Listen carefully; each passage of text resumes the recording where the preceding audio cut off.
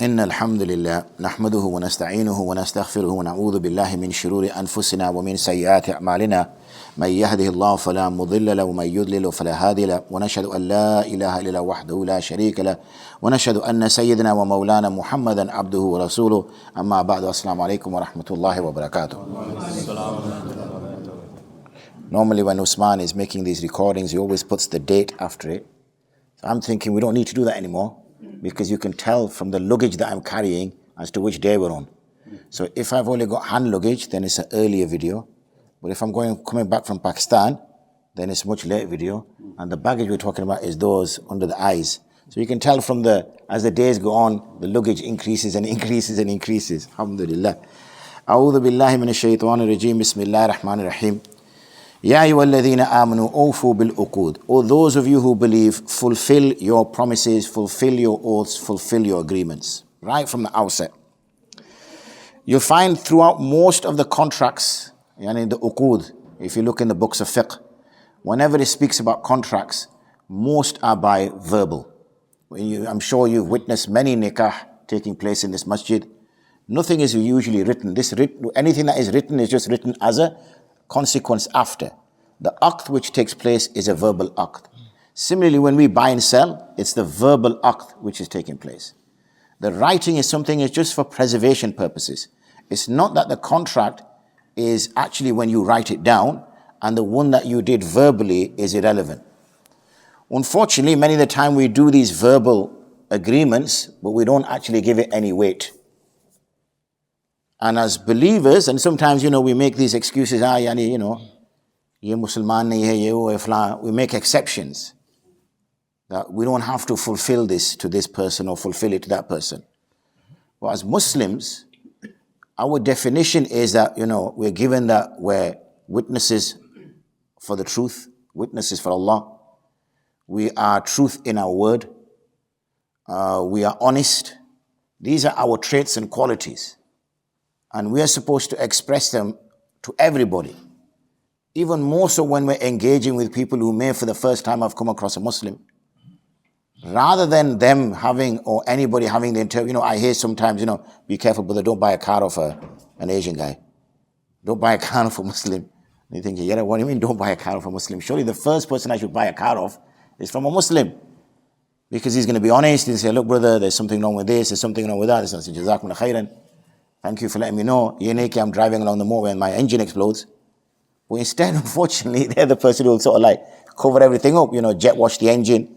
So it looks like a brand spanking new engine, right? They'll tune it up, they'll do all this, they'll all do that, sweeten it up on the outside. You end up buying it and then you're cursing the poor brother 3 days later. So these are unfortunate traits which aren't really traits of a believer. They're not traits of a Muslim. The traits of a Muslim is honesty, fairness. Even saying right from the outset, brother, these are, the issues with the car. Right? This is, I know how much the car normally sells for. Hence the reason I'm giving you for this price. But what is the underlying issue that we do this? And when it comes to deception, when it comes to trying to kind of, swindle or whatever, it's the underlying issue is the greed. This is the illness that we have, is the greed. That when a person has greed, and greed is not something that can be satisfied. So even if you do someone over by a few hundred quid, the next day another opportunity comes, you want to do that guy over out of 100 quid. It's not like you did it first time, you think, I'm satisfied. It's like eating, isn't it? You have a heavy meal for iftar. You don't feel that hungry, after Taraweeh because you fulfilled your appetite. But greed for money is something that even if you've just done some guy over 5 minutes earlier and another opportunity presents, you say, oh brother, I really like that watch you've got. And you think, oh mashallah, yeah. Brand new, and that's it, you're off again. Yeah, you're off again, brand new, yeah, oh God, I did this to it, I did that to it. Kuch bhi nahi kiya, lekin I fixed that, I fixed this or whatever. Normally they go for 12, and then you're doing ihsan on him as well. Normally they go for 1,200 because I like you, brother. I'm going to give it to you for 1,100. When you actually bought it for 500. So you've done ihsan on him on top. I'm doing you a favor as well. And these habits, how they've come into believers, when right at the beginning of Surah Ma'idah, Allah SWT says, Ya ayyuhalladhina amanu awfu bil uqud. Fulfill your agreements, fulfill your contracts. And and this is how some of the mufassirun look at this, is that if we're not fulfilling the contracts, then are we ya ayyuhalladhina amanu? If you flip it the other way around, because Allah says, ya ayyuhalladhina amanu awfu bil uqud. So if we don't fulfill our contracts, then is really the first part addressed to us. And, I do try my best. Yesterday we went in when, it's all a blur. I think yesterday, we were in Leytonstone Masjid. And whenever I try to do tafsir or explain the Quran, I explain that you can't get history from the Quran. We learn about the people of the past, what they did. It's a chronicle gathering history. But it's not a historical book. And similarly, you can do tafsir very technical. You get the Shani Nuzul, Asbab Nuzul, the Athar al-Ma'thura, all the narrations which talk about each ayah, and it can get really heavy. And after a while your eyes will start getting blurred, the shutters will start coming down. And it can get very technical. And it is a very technical book as well. But it's not a book on technicalities. This book is something which we are supposed to act by in our daily lives. It's not just for the ulama. And it's not for the ulama to, extract all these technicalities and explain, this is Babi Fi'li Madi and this is from Babi Istif'al, and because of Istif'al, this is his khususiyat, and you kind of think, yeah, mashallah, that's very good, alhamdulillah. What is he on about? Right? That's for the ulama to sit and ponder in their little groups and in their gatherings and look at all these little nuances and the beauty of the Quran and the language and everything. But for everyday normal, average guy, average Joe, he's got to be able to say that, okay, this verse, before I leave the masjid, Ya ayyuhalladhina amanu awfu bil uqud, do I do that? And really, I should just stop the tafsir there. There's no point, going through another full ruku if that first verse is something that we're not, because then the next verse, are we acting on that? And the next verse, and the next verse, and the next verse. And we say, alhamdulillah, every day, mashallah, we recite the Quran. Masjid is busy with the tilawat al-Quran. We listen to it every Ramaḍān. There was a khatm al-Quran in a musalla we were at late last night. And, young men reciting it from their heart. But are we understanding it? Do we sit and just reflect over that and think, forget about next man. That is he fulfilling his promises? We want to be quick to apply to him first. Brother, you need to fulfill your oath. Forget him for now. If you knew there was £1 million in your front garden, the first thing you're going to do is start saying everybody in the street, guys, look, there's £1 million in my garden. The first thing you're going to do is you're going to wait for everyone to go to sleep, right? And then slowly you're going to creep out. You're not going to tell your wife, you're going to slowly creep out. Where are you going? No, I'm just stretching my legs, love. You just go back to sleep, right? And then you'll be slowly digging away, and then your next door neighbor of all the days will come around and say, oh, you want a hand? No, there's nothing. I just dropped something. I'm just looking for it. You see how you become so secretive when it's something of value. And astaghfirullah, that means this is not of value, because the first thing we do is give it to somebody else first. Brother, you should fulfill your oaths. Wait a minute. When you were digging that gold up at your front garden, then you were so secret, you didn't want to share that with anybody. And now when it comes to this verse of the Quran, you want to share it with everybody first before acting upon it yourself. So this again is a sign of, our own understanding. So all those of you believe, fulfill your oaths, fulfill your agreements, fulfill your contracts. If you said you're going to do that, then make sure you do that. We know even when it came to, there was a battle about to ensue, about to take place, and this shepherd who was on the outskirts, we had some sheep, and he came and he said, who are you? Addressing the Prophet ﷺ, who are you, and what are you here for? And the Prophet ﷺ explained, and he was straight away drawn to it. Generally, shepherds are very simple people. They just stare at nature, and they're always kind of looking at things. So he says, I want to become a Muslim as well, and this is our first war booty, the sheep that I'm tending to. So the Prophet said, no, you need to take the sheep back, because the agreement you took from the master was you would look after his sheep. And you're already doing khiyanat in your original contract. Take them back. If after the fath comes, the victory comes, and that's a different arrangement. So, this is the Prophet ﷺ, they're in a time of need. This was the time when the empire was growing. It's not later when the companions would cry because they had lands in places that they would never go to after futuhat. Mm-hmm. And they were crying because they were saying, all our reward been coming in the dunya, and we've got no reward for us in the hereafter. Whereas Sahaba who were better than us, superior than us, they passed away, they didn't even have a shroud. So maybe we're getting our good deeds in the dunya. and we're going to get nothing in the akhirah. They used to cry at that. That, maybe we've done something, we've displeased Allah, that He's not preserving it for us. Whereas for men who were better than us, they didn't have shrouds. So, fulfill contracts, any agreement you have, whether it's with a boss, with a supervisor, whatever. If a person employs somebody, they should always want to employ a Muslim. Why? Because he comes on time, he does his job properly, he does what he said he was going to do. Not, they're a bunch of lazy so-and-so always look, that shouldn't be the image of a Muslim. Now, and we know there's hate out there, there's going to always be hate out there, but that doesn't mean that we don't do what Allah has asked us to do. We don't repel hate with hate. We repel hate with goodness. That's the difference of a believer. You expect somebody who comes up in your face and starts shouting at you, whatever, the next man's going to pop him, he's going to hit him. But the believer is unique because he doesn't get affected by that. And that's what a person thinks, that this guy is unusual. The natural reaction is, someone comes up in your face and is shouting obscenities at you, being aggressive with you. The natural reaction for any person is to repel him back, go back at him. When that person just smiles and walk away, then that is a unique trait. أُحِلَّتْ لَكُمْ بَهِيمَةُ الْأَنْعَامِ. And then immediately from oaths, he goes, Allah SWT speaks about the legality. أُحِلَّتْ لَكُمْ بَهِيمَةُ, that Allah SWT has made halal for you the flesh, the meat of the animals.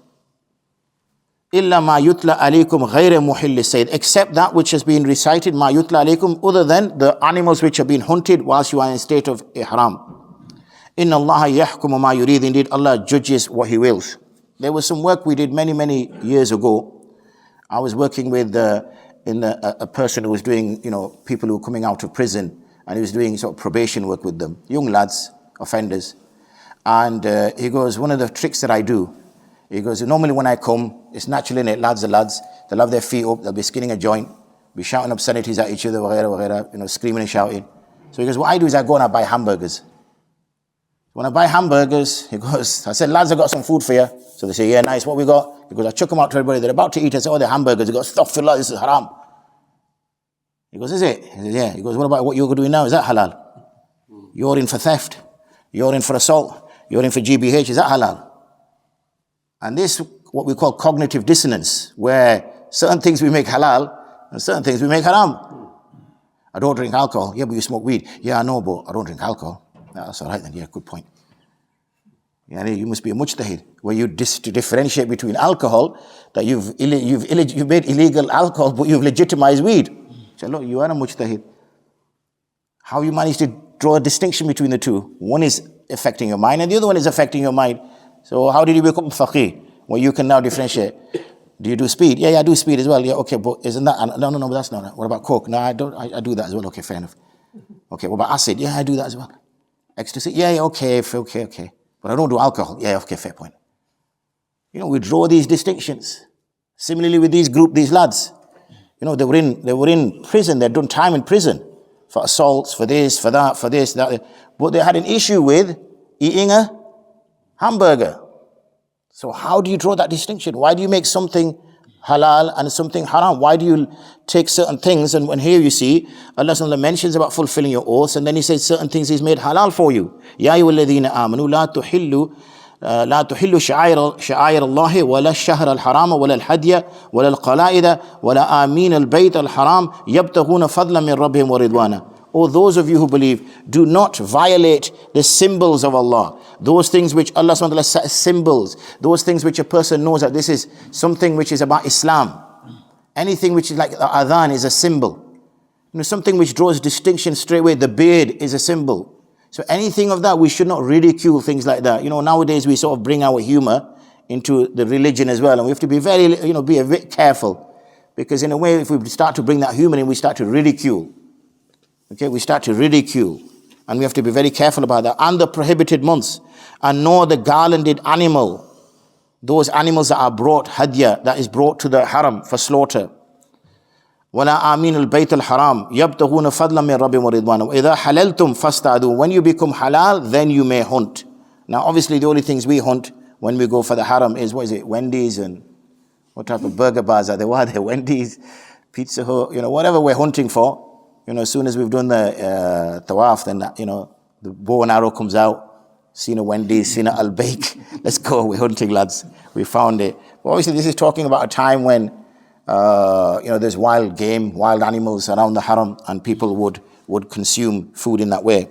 وَلَا يَجْرِمَنَّكُمْ شَنَآنُ قَوْمٍ أَنْ صَدُّوكُمْ عَنِ الْمَسْجِدِ الْحَرَامِ أَنْ تَعْتَدُوا. And you should not, وَلَا يَجْرِمَنَّكَ, I should not force you the hatred that you have for a people that stop you from the Masjid al-Haram and that you transgress. Meaning that it's natural that when someone hates on you, what do you want to do back? Hate back. It's a natural reaction we just talked about earlier. It's a natural thing. Allah subhanahu wa ta'ala is saying is that these people have stopped you from coming to Masjid al-Haram. They've stopped you from performing Umrah. They've stopped you from doing a religious act. But that shouldn't mean that you transgress. A wrong is not, if you continuously reciprocate a wrong, all you're doing is you're passing that wrong on. If you're driving and somebody wants to, coming out of a give way, and you look at him, you make eye contact with him and you don't give him way. Like you stress it, make him point, like, I ain't giving you way. Right? So he's now angry, like, that idiot, why didn't he give me way? So the next time he gets an opportunity, he's also angry now, isn't he? So he's going to say, well, nobody gave me way, so I ain't going to give way. So what you've done is you've initiated an evil. And that evil will be reciprocated several times down the road. But if you're coming down and somebody wants to get you smile and you give them that treatment, then they get happy, they give you this treatment, then the next time what they're going to do? They're going to let someone else in. So you've initiated a good, which will now reciprocate good. So a Muslim is supposed to stop bad and replace the bad with good. So then that good keeps reciprocating. And we know that anybody who initiates, anybody who initiates something which is good, then he will get ajr for it for everybody that acts upon it. And anybody who initiates something which is bad, then he will get the sin for everybody who acts upon it. So this is again opportunities that we get. And Allah subhanahu wa ta'ala says, وَتَعَاوَنُوا عَلَى الْبِرِّ وَالتَّقْوَى. And assist one another on goodness and piety. Meaning be a cause of goodness. Try to encourage that and join that. وَلَا تَعَاوَنُوا الْإِثْمِ وَالْعُدْوَانِ. Do not be one where you assist one another on sin and transgression. وَاتَّقُوا اللَّهِ. And fear Allah subhanahu wa ta'ala. إِنَّ اللَّهَ شَدِيدُ الْعِقَابِ. For indeed Allah subhanahu wa ta'ala is more severe in punishment. حرمت عليكم الميتة والدم ولحم الخنزير وأحل لغير الله به والمنخنقة والموقوذة والمتردية والنطيحة وما أكل السبع إلا ما ذكيتم. And has been made illegal for you al-mayta. Al-mayta is any animal which is killed by natural causes or other than the zabiha. Other than the zabiha. And again, the mushrikun would argue and they would say, this doesn't make sense, your religion makes no sense. That animal which Allah kills, you say is haram, and that animal which you kill with your own hands, you say is halal. The mushrikun would say, that animal which Allah kills, you say this is haram. So an animal which falls down naturally and dies, we can't eat it. Yeah? So a lamb's walking along and falls over, right? We can't eat that lamb. But the lamb that we grab ourselves with our hands and slaughter, we can eat it. So the mushrikun will say, this is illogical. That animal which Allah kills, you say is haram. That animal which you take with your own hands and kill, you say this is halal. So it doesn't mean that everything you can explain in a logical way to somebody.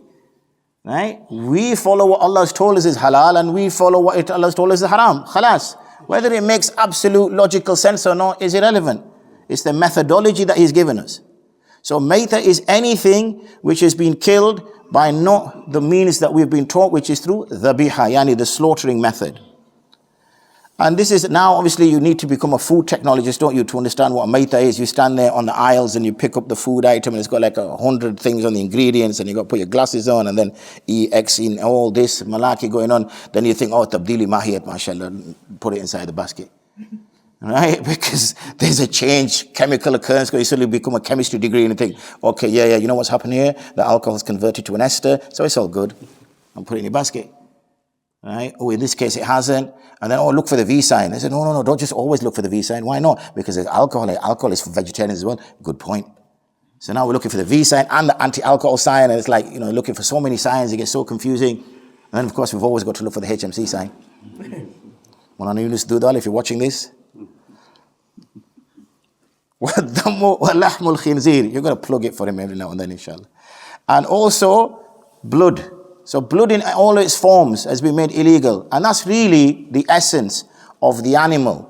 That when we slaughter it, what's happening is, if those of you, know the human anatomy or even an animal anatomy, is that the heart is generally pumping. And when the heart is pumping, obviously, and the blood pressure drops, which obviously if you made an arterial cut, the blood pressure is going to start to drop. Then the heart pumps even more. Right? Because it's maintaining that blood pressure, which is now slowly dropping. But that's only because but it doesn't realize it's just pumping more and more blood out of the animal. And that's why Allah subhanahu wa ta'ala has made this method of zabiha in order to take the blood out of the animal. Now people might say afterwards, there is some scientific basis for this because most of the diseases which come from an animal are in its blood. Now that might have been the asl for it. But that's irrelevant. It's because Allah subhanahu wa ta'ala told us, and that's enough. So we can bring some wisdom to us to understand things better. Obviously again, swine meat is the worst type of meat. Both from a health perspective and also from diseases, because without trying to put you off your suhoor that you had earlier, and not that you vomit anywhere, they don't eat really good things, do they? Right? But that's not the reason why we don't eat swine. It's because Allah subhanahu wa ta'ala said, وَلَحْمُ الْخِنْزِيرِ. He's made it haram. And it always makes me laugh because there are some people who take words out of the Quran for names for their children. So always be careful which word you take out. They say, I found a word in the Quran for my new son. Where did you find it? I found it in Surah Al-Ma'idah. Did you? Where? It says there, Khinzir. So we're going to call him Khinzir. Right? So, I've come across people who've named their daughters Minha, Fiha. I'm thinking, sorry, what's your daughter called? Fiha. MashaAllah, it's a nice name. You don't want to, you don't want to hurt, like Safina, we got to know what that means. I've got to be careful because there'll be somebody in here who's, what's he on about? That's my, Because when you understand what that name means and somebody introduces it, you think, oh God, yeah, MashaAllah, that's nice. Because you can't change the name now. A person's like 30 years old or something. So, be careful the names that you name, even if it is in the Quran. Right? There's Lat and Uzza, all sorts in the Quran. You name the child an idol, after an idol. So speak to the ulama, find out what does this word mean. I'm thinking of naming my child this. I've seen people do it. It's very similar to the Sikh faith as well, where they take name from the text. So they'll just flick and they close their eyes and say that name.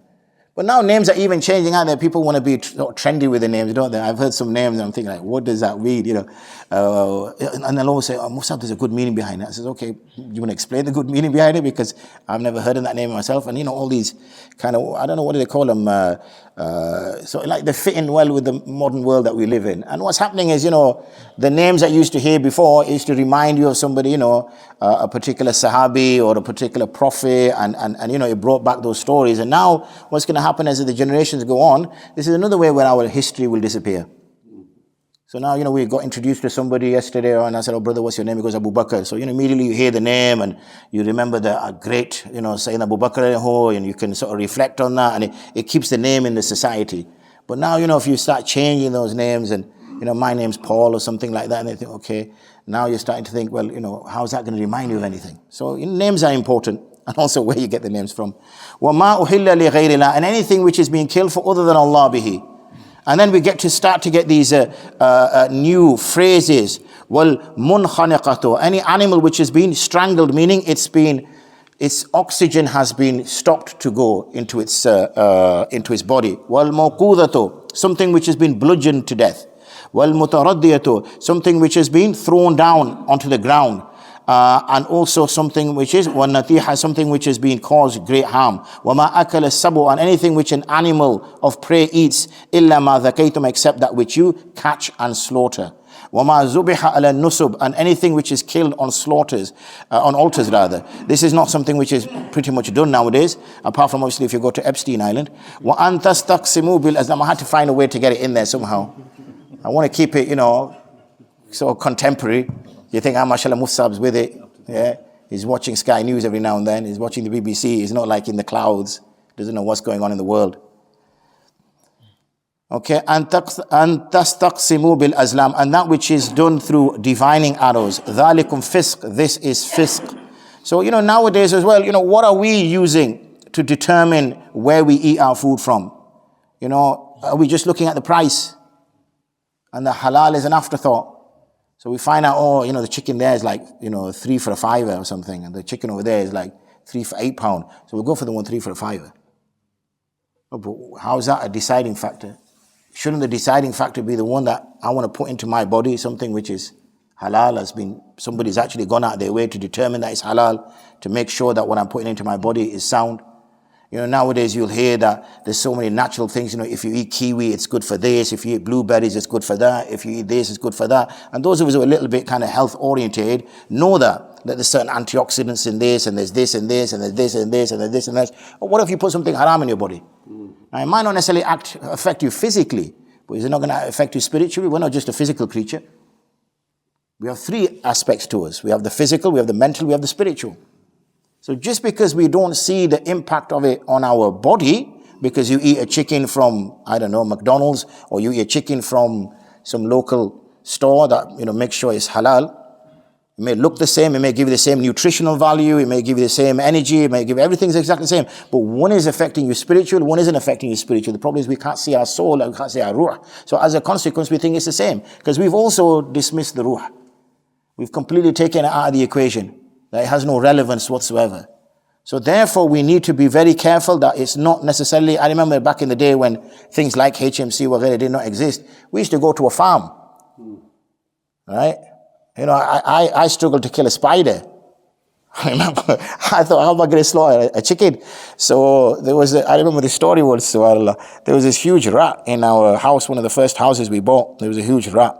And I still remember, I tell the kids the story now. And this huge rat, and obviously my wife was saying, oh, this huge rat wandering about in the garden. I said, sure, you know, sometimes women exaggerate. You know, I thought it'd be probably this big. She was right, it was a huge rat.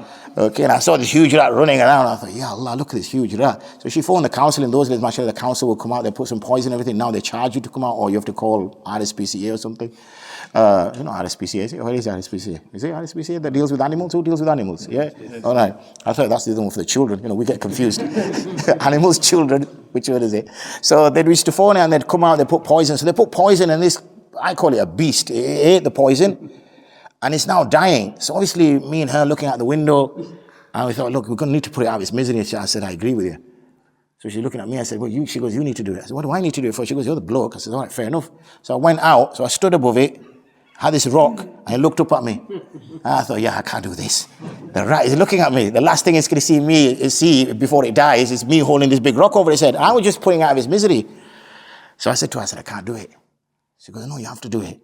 And I'm looking, and I said, well, I can't do it. I said, it's going to blow up and all the blood. And I said, nah. I said, oh, I've got an idea. She goes, all right. So we had a wall. So I went behind the wall with the rock. And I said to her, which way? She goes, about. So I just threw it over. Obviously, I can't see the rat. I threw it over and it landed. I said, where did it land? She goes, oh, no, a bit too. So I'm doing this for about 10, 15 times. I didn't hit the rat once. Right? I thought, forget it, rat. You live for another day. I went inside. Eventually, it did die. But I don't know, what was I on about? Where did the rat come from into it? Slaughtering. Right? So I couldn't even kill a rat, I can't kill a spider. I have to call my daughter when a wasp comes into my room and say, yeah, I just saw this wasp out. It's annoying me. So I thought, how am I going to do? But because they were so difficult about, you know, when I found out what was going on with the poultry, this is going back into the 90s, when I found out what was going on with the poultry, I thought, ya Allah, what we eating? What we eating? There was no, you know, a certifying board in the 90s. There was nothing. You know, you just had to work it out yourselves. And I thought, you know, what are we doing? So we found a place, we'd go there. I had to toughen up, and I used to apologize to the chicken. I said, look, I'm really sorry about this, but I got to eat. I'd look at it, and then you put it in this big 300-liter drum, and it flaps about like mad in there, and then you got to take it out, and then obviously I had to pluck it. I never plucked a chicken in my life. Brought this sort of like half-plucked chicken to my wife and put it on the kitchen table. Said, go sort it out. She goes, I've never caught a chicken in my life. What am I supposed to do with this? I remember the first dish we cooked. It was all funny chicken pieces. It was like, the leg was like a weird shape. The wing was a weird shape, whatever. So I just eat, man. Luckily, the kids were here. Otherwise, they'd be looking at me like, Dad, what have you brought home, man? Is this like something that you ran over before you got home or something like that? But anyway, the point I'm making is there's a time where we had to go through all of that to make sure that we were eating halal, because obviously I was raising very young children. I wanted to make sure they were nurtured on halal. I wanted to make sure I was nurtured on halal. I wanted to make sure my wife was, that when I stand in prayer, that there's not some reason why my salah is refused. There is not some reason why my ibadat is refused. You know, that's why you've always got, you know, we say, oh, you know, I pray every day, but nothing changes in my life. Yeah, you're doing something wrong. That's like you wired up your house and your socket's still not working. You can't say, oh, you know, why is my socket not working? Because you've done something wrong, guy.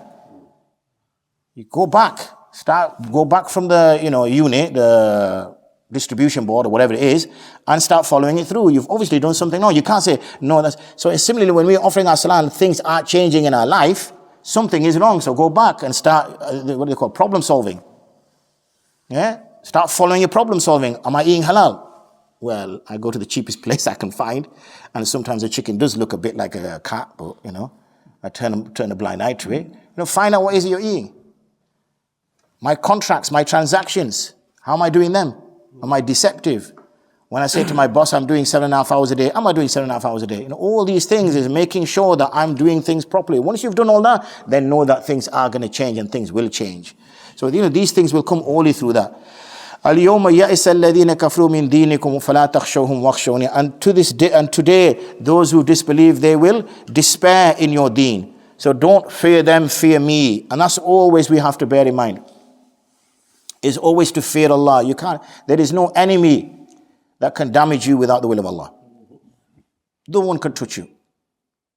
Islam should make us brave. Islam should not make us into cowards. Islam should make us brave, because anything which is happening to any Muslim on this surface of earth is by the permission of Allah. Remember that. It always happens by the permission of Allah. This is His will. This is the way He wants it to be. And we accept that His will. Of course, that doesn't mean that we just sit and do nothing. We take our action, whatever action we need to do in order to compensate for the imbalances that are going on. But that does not mean that we despair, oh Allah, yeah, all right. You're like, Allah does not know. He's unaware of it. Well, the powers of evil are now have defeated Allah. What are we saying?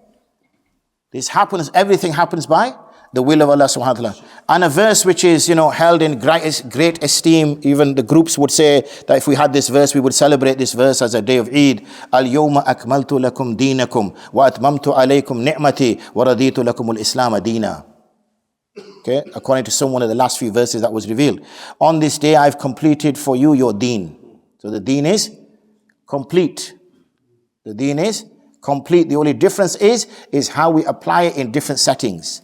That's where the ijtihad comes in. Is how do we apply it in these different settings. But the deen is complete. We can't say, oh, there's some shortage here, we need to compensate for this or whatever. Wa atmamtum alaykum ni'mati. What does he call it?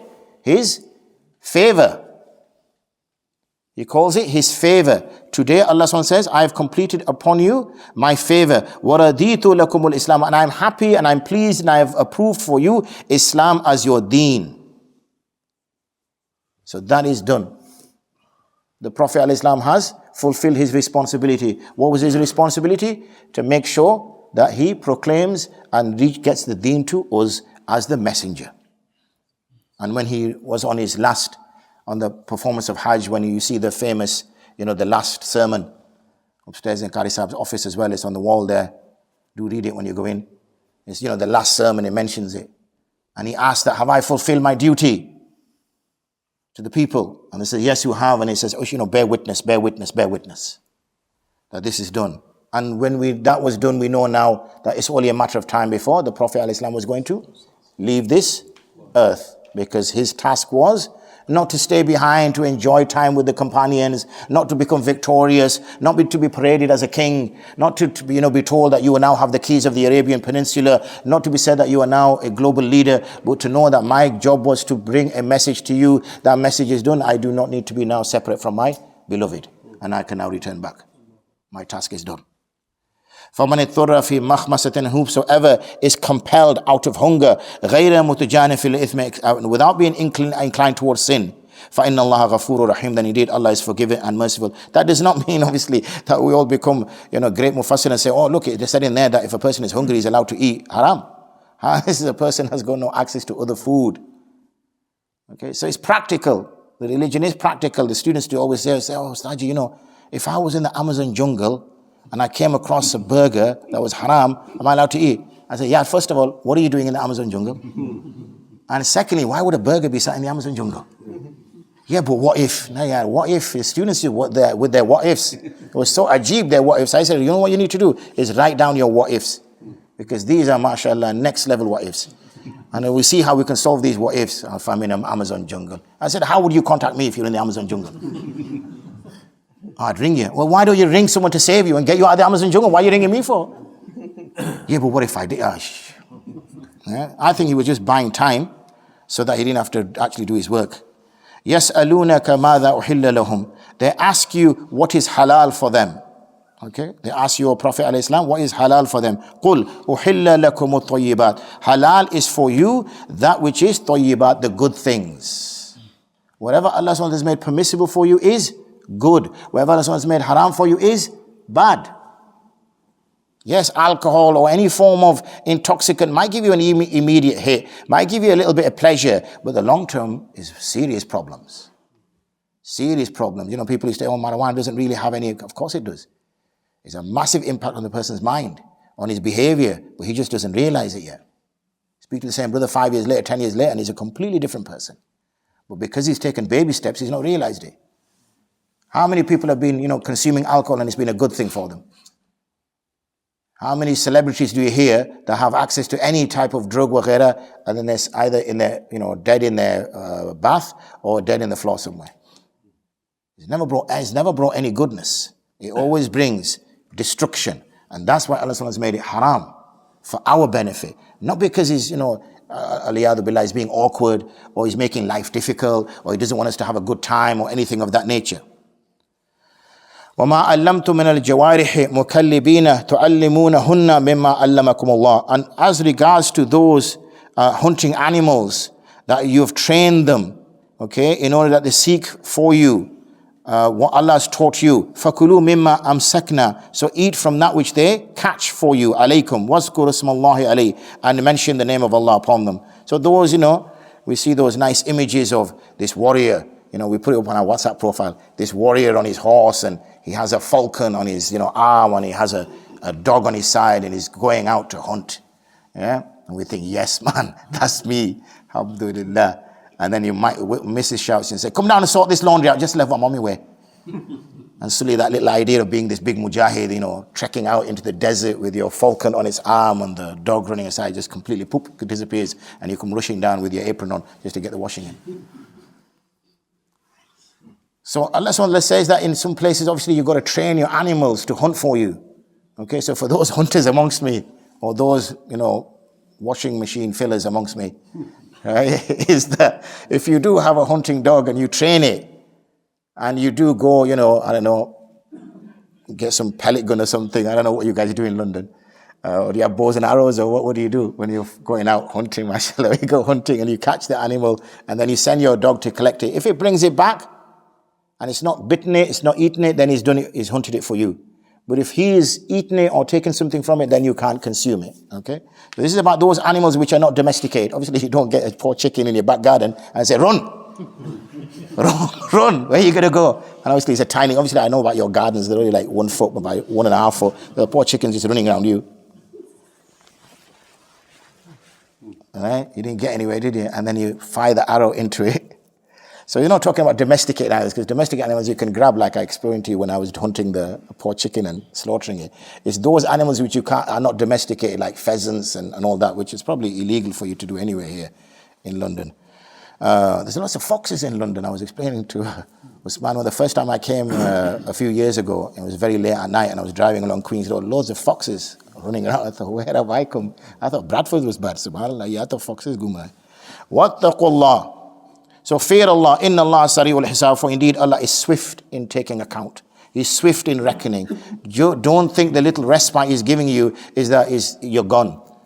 Okay? When that rope gets yanked, then you'll be at a loss. Then you'll be trying to say, where am I going to get this help from? Al-yawma uhilla lakum at-tayyibat. This day we have made halal for you the good things. Wa ta'amul ladhina utul kitaba hillul lakum. And the food of those which we've been given to the book has been made halal for you. That does not mean all of you rush now to go to McDonald's. So our Mufti said the people of the book, their food is halal for us. McDonald's is Christian. Oh, mashallah, what do? They have like a cross outside as well. Do people cross themselves as they go in? What kind of Christians are we talking about here? Yeah? It's those people of a Christian faith, and unfortunately, I hope the Church of England folk don't get too upset, but unfortunately the Church of England is a religion that's just been made on its own. Catholicism has some remnants of Christianity. The Eastern Church has more so remnants. The Greek Orthodox has more. Those you see in Philistine, the Christians with their full beards and thobes, and you can't see the difference between a Christian and a Muslim and a Jew because they look exactly the same in the sense that full beards, long flowing. Church of England was something, that was constructed by the kings who didn't want to follow the Pope.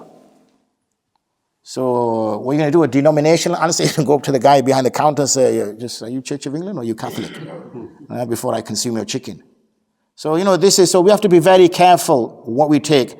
And, we're very quick to take these dispensations. وَطَعَامُكُمْ حِلٌّ لَهُنَّ, and your food is halal for them. وَالْمُحْسَنَاتُ مِنَ الْمُؤْمِنَاتِ وَالْمُحْسَنَاتُ مِنَ الَّذِينَ أُوتُوا الْكِتَابِ, and the pure chaste women from the believers and the pure chaste women from those people who are given the book. So we meet Sarah at the office and we're telling Qāḍī Sahib, I want to do nikah with Sarah. Qāḍī Sahib, acha, Sarah? Who's Sarah? Oh, she's this last from work. Okay, mashallah. Yeah, but I read in the Quran that she's, that I can marry her. Did you? Where did you read that? Mufti was given bayan the other day and he said, I can marry her. She's from the book. Which book is she from? I don't know which book she reads, but she's from the book. Yani she has to be a practicing Christian woman. How does she meet you if she's a practicing Christian woman? If a practicing Christian woman is chaste. Yeah? A practicing Jewish woman is chaste. Right? So don't just make a mockery of your own deen because you want to follow your desire. Just say straight up, look, I like Sarah. We get on really well. We talk in the office. We connect. Inshallah, that's fine. It's haram what you're doing, brother. Don't justify these things, And of course, many people, many of the ulama, even some of the Sahaba would look down upon this. Okay, and especially when we're living as a minority, and the fact that we also don't have much Islamic principles in our homes. So we are also living a kind of bordering on a culturally a non-Muslim life, apart from we've got names that are Muslim names and, what we do, going out, doing this, doing that, and all the rest of it. And then obviously when this lady comes in, we've obviously met her somewhere, so we've not necessarily met her in church or at the synagogue or an interfaith convention. You know where you met her.